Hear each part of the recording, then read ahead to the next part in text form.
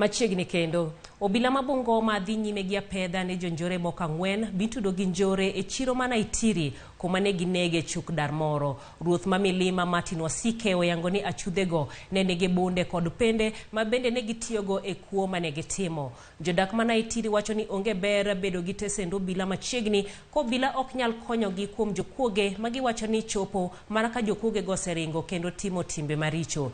Jaod bura ma Tongaren Murumba Chikati owacho ni gidhi sundo mondo owil obila e tesend obila mana itiri kapok ochopo wuok tich juma manyien.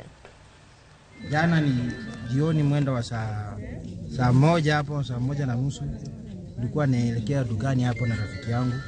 Tukasikia kijana analia, anasema wezi. Tukakimbia hapo, kufika hapo walikuwa kwa plot hapo nyuma. Kuingia hapo walikuwa wajamaa warefu hivi wawili na tukaona sura zao. Tukapika pinja kupika makelele, alafu akatoka nje na akacheka. Anacheka na anakachukua bunduki, alikuwa na bunduki mrefu nyuma huko na kapista ameweka hapo. Ameegemea huyo msichana huko ndani. So vile alituona akarudisha hii na sisi tukaona bunduki kapista tukimbie. Akalipua ya kwanza. Tukaanga hapo kwa uwanja. Kuamka tena nikafikiria pengine kama sio mimi imenipata, nikaamka pengine huyo mwingine.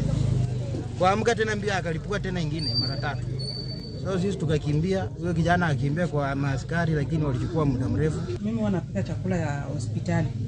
Sasa nilipeleka chakula, kufika kule nikapeana chakula, kumaliza kutoka nikakutana na kijana mmoja akiwa anakimbia, akasema kuna majambazi huko soko. Na hiyo time mimi nilikuwa nimeacha duka wazi. Nikakuja kuingia ndani kuja kufunga. Hao majambazi wamefika.